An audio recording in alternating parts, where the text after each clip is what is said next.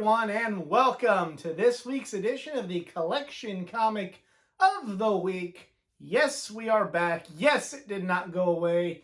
And we are starting the first Collection Comic of the Week of the year 2022 with Gambit, Issue 1.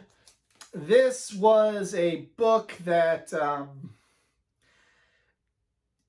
well, first of all, Gambit's probably my favorite Marvel character. If not my favorite, he's up there with the rest of the X-Men that I love. And this was a 4-issue miniseries that they printed in the 90s for the Cajun X-Man, as they put it on there. I actually got all 4 of these books as a gift. A friend of mine who went to college with me, they bought all 4 of them for me as kind of a, hey, it was a great semester gift. They found it at a flea market back in 2011, and they were bagged and boarded and still in good shape. So they picked them up for me, and I really appreciate that. And yeah, just, it's...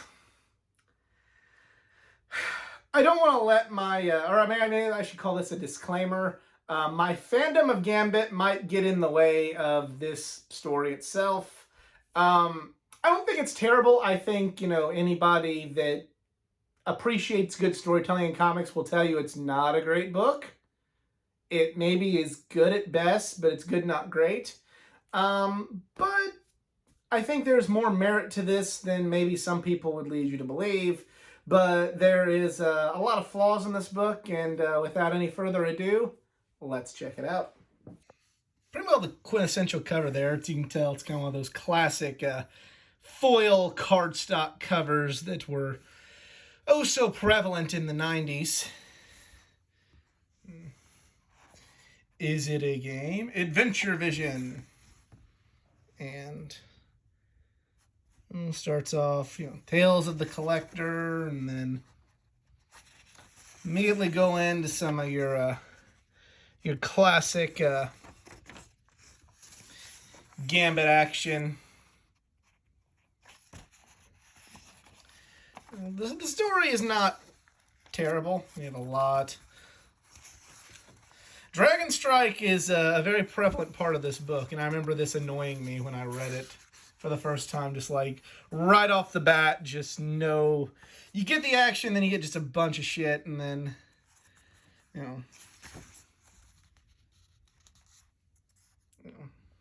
got more stuff. And then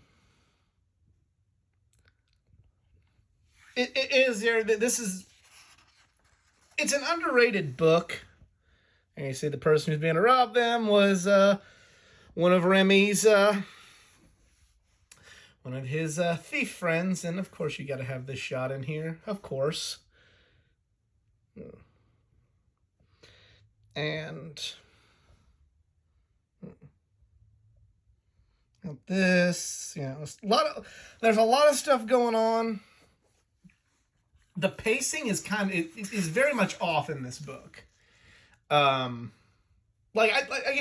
not a bad story, and you can call me a fanboy, but it's not a bad story. But this is still the 1990s, where it's kind of an art-driven, moment-driven business, and the comic book business was. And while they basically just glossed over what should have been a tender moment just there.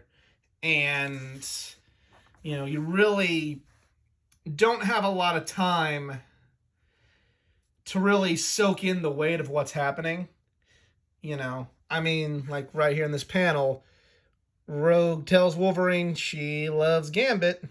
And, you have,